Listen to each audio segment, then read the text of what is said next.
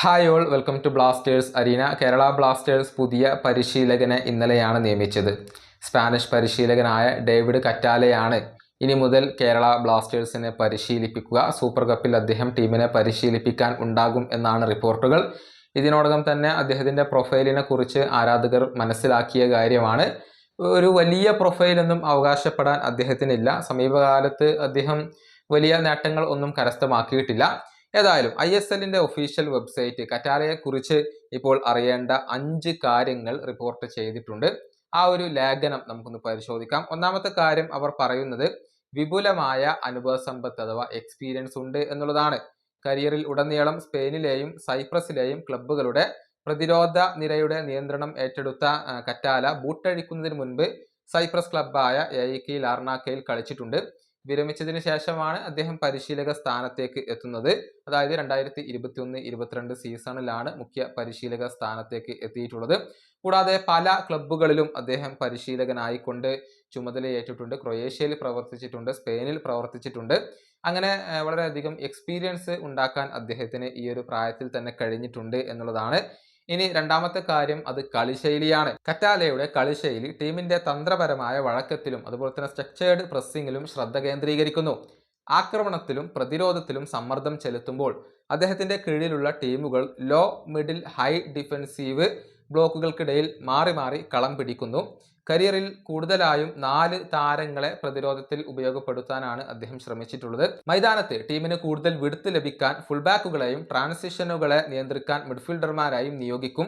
പ്രതിരോധത്തിൽ നിന്നും കളി മെനഞ്ഞെടുക്കുന്ന ഒരു തന്ത്രമാണ് അദ്ദേഹത്തിന് ഉള്ളതെങ്കിൽ പോലും അതീവ സമ്മർദ്ദമുള്ള സാഹചര്യങ്ങളിൽ അവ മറികടക്കാൻ വേണ്ടി ലോങ് ബോളുകൾ കൂടി അദ്ദേഹം ഉപയോഗപ്പെടുത്താറുണ്ട്.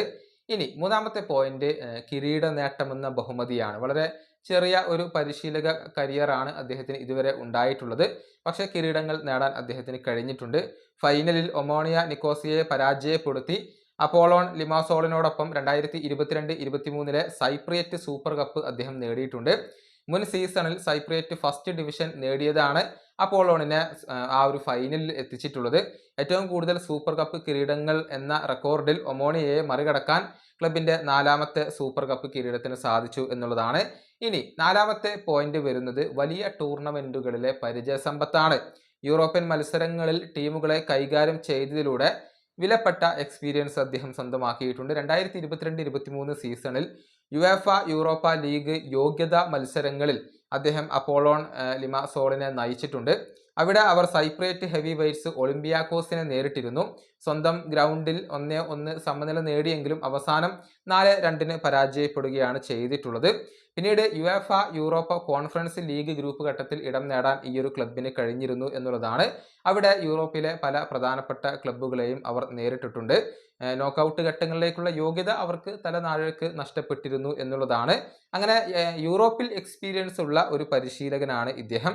ഇനി 5ാമത്തെ പോയിന്റ് അത് ISL താരങ്ങളുടെ മുൻ സഹതാരം എന്ന നിലയിൽ ഡേവിഡ് കറ്റാല പ്രശസ്തനാണ്. അതായത് സ്പാനിഷ് ക്ലബ്ബ് സെൽറ്റ വിഗോയിൽ മുൻ ബംഗളൂരു FC ഫോർവേഡ് ആയിരുന്ന ടോണി ഡൊവാല, അതുപോലെ തന്നെ മുൻ FC പൂനെ സിറ്റി മധ്യനിര താരമായിരുന്ന ജൊനാഥൻ വില എന്നിവർക്കൊപ്പം കറ്റാല കളിച്ചിട്ടുണ്ട്. അതേസമയം സെൽറ്റ വിഗോയിൽ ആയിരുന്ന സമയത്ത് സ്പെയിൻ ഫോർവേഡായ ഇയാഗോ ആസ്പേഴ്സ്, അതുപോലെ തന്നെ മുൻ പ്രീമിയർ ലീഗ് സ്ട്രൈക്കറായ മിച്ചു എന്നിവരോടൊപ്പം ഡ്രസ്സിംഗ് റൂം പങ്കിടാൻ ഇദ്ദേഹത്തിന് കഴിഞ്ഞിട്ടുണ്ട്. അങ്ങനെ പ്രശസ്തരായ ചില താരങ്ങളോടൊപ്പം ഇദ്ദേഹം കളിച്ചിട്ടുണ്ട്. ആ ഒരു എക്സ്പീരിയൻസ് അദ്ദേഹത്തിനുണ്ട് എന്നുള്ളതാണ്. ഇതൊക്കെയാണ് കറ്റാലയുടെ പ്രത്യേകതകളായിക്കൊണ്ട് ഇപ്പോൾ ISL റിപ്പോർട്ട് ചെയ്തിട്ടുള്ള 5 പോയിന്റുകൾ. ഏതായാലും ഈ പരിശീലകന് കീഴിൽ കേരള ബ്ലാസ്റ്റേഴ്സിന് എത്രത്തോളം മുന്നോട്ട് പോകാൻ കഴിയും എന്നതാണ് ആരാധകർക്ക് അറിയേണ്ട കാര്യം. ഈ വീഡിയോയുടെ അവസാനിപ്പിക്കുന്നു. അടുത്തൊരു വീഡിയോ കാണാം.